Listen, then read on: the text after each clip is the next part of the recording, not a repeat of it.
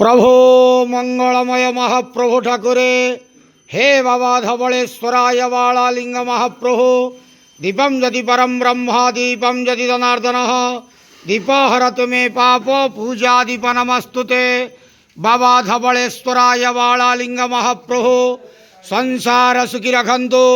आज शुभ मंगलवार समस्त श्रद्धालु भक्त मानकर मंगल करंतु।